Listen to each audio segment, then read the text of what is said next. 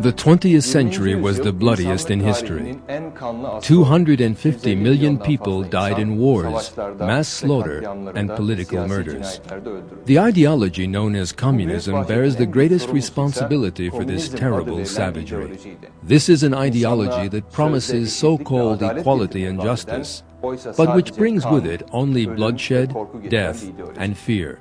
In this film, we shall be examining the bloody century of communism and seeing the terrible misery this ideology inflicted on humanity. It will be impossible for the world to avoid similar tragedies in the future unless it learns from the past.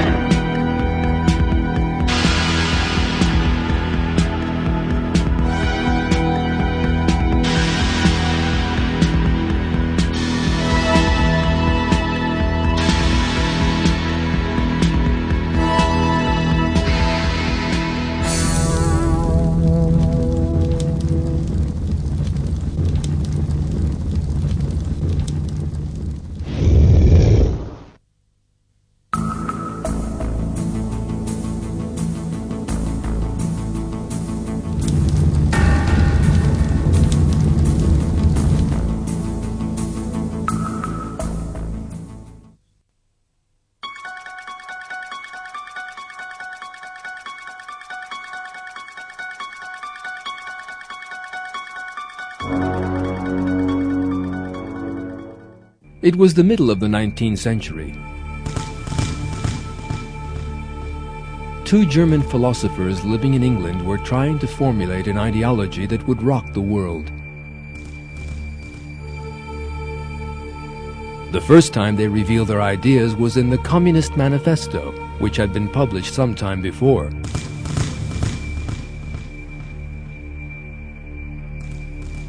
One of these two philosophers was Karl Heinrich Marx, the other Friedrich Engels.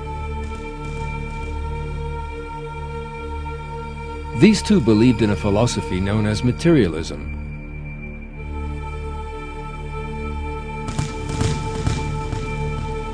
Which claims that nothing exists apart from matter. Actually, materialism was an ancient dogma which had been put forward by the Greek thinker Democritus.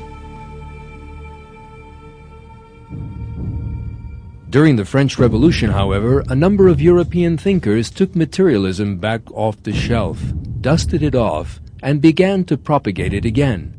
Their aim was to do away with religious beliefs, and materialism was the only philosophy they could put up against religion.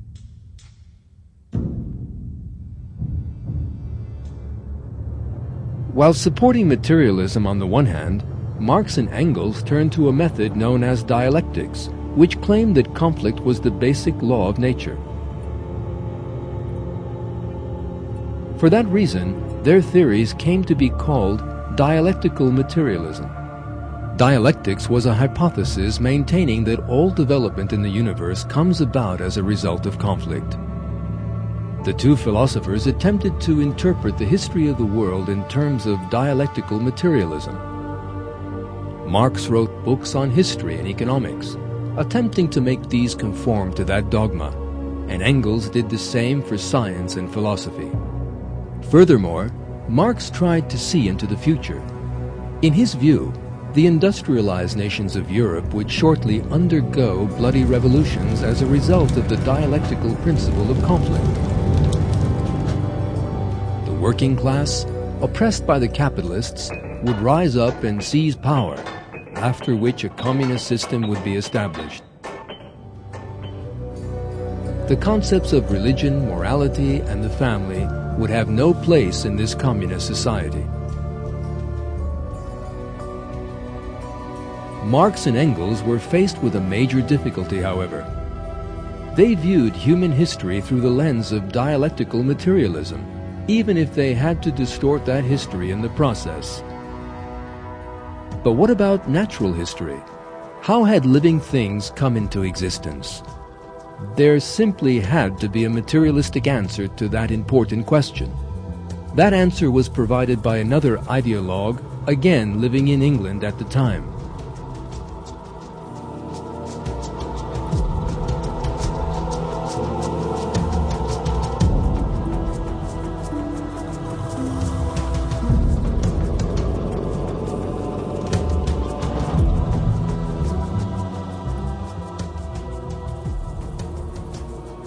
As the Royal Navy vessel, the Beagle, crossed the Atlantic Ocean on its voyage of discovery, it carried a young researcher on board, Charles Robert Darwin.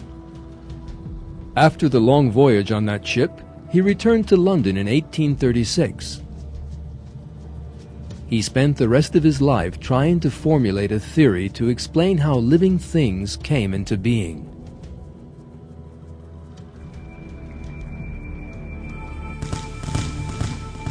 Darwin unveiled his theory in The Origin of Species, published in 1859. In it, he maintained that living things came into being in just the same way that materialist philosophy claimed. In other words, by a series of coincidences. What is more, he proposed that these coincidences work by means of conflict, as dialectic. In short, Darwin adopted nature to dialectical materialism.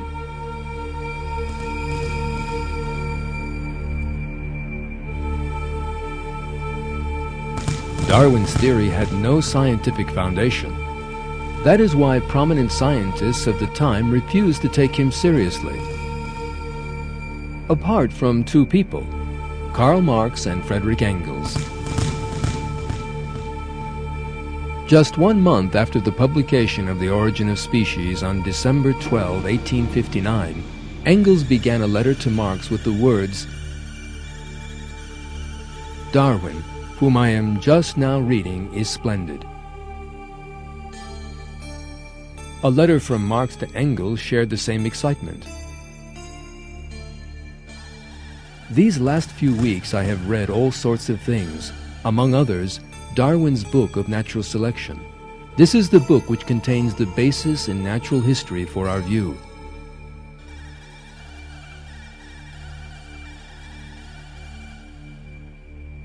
The relationship between Darwinism and Marxism grew even stronger. Marxists adopted the theory of evolution as their own scientific foundation. These duly spread under the influence of Darwinism. The books of Marx and Darwin appeared together in communist posters of the time.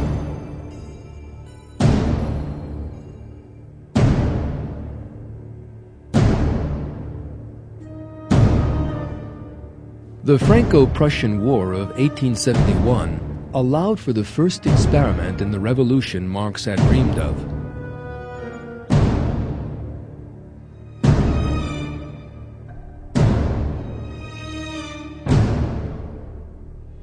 France was defeated, and the imperial administration overthrown, leaving a power vacuum. The Marxists seized their opportunity. Together with other small socialist groups, they provoked an uprising in the capital, Paris, and established a commune, an administration based on communist principles. Under the new regime, Paris turned into a city of terror. Churches and government buildings were torn apart.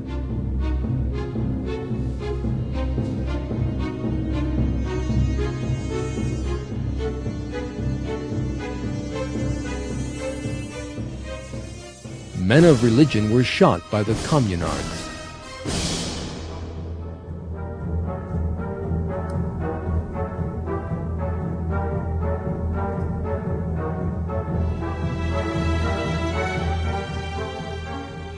The streets were filled with barricades.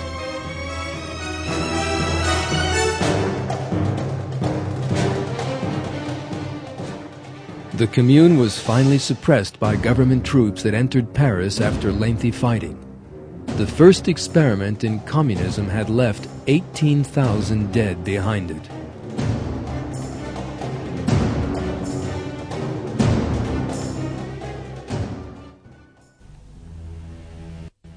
Yet how was it that Karl Marx's theories were able to spread so quickly?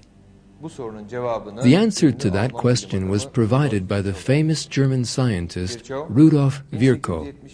At a Congress of Naturalists, Virchow took the floor to warn those biologists who supported Darwinism.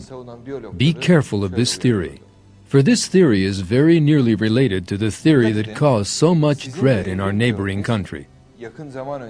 Virchow was right. Darwin's theory of evolution was of great importance in the spread of Marxism among Western intellectuals. The theory portrayed human beings as a species of animal, claimed that they would develop by means of conflict, and most important of all, denied the idea of creation. These three great errors formed the basis of Marxism. The first of the communist revolutions built on that foundation was to take place in Russia.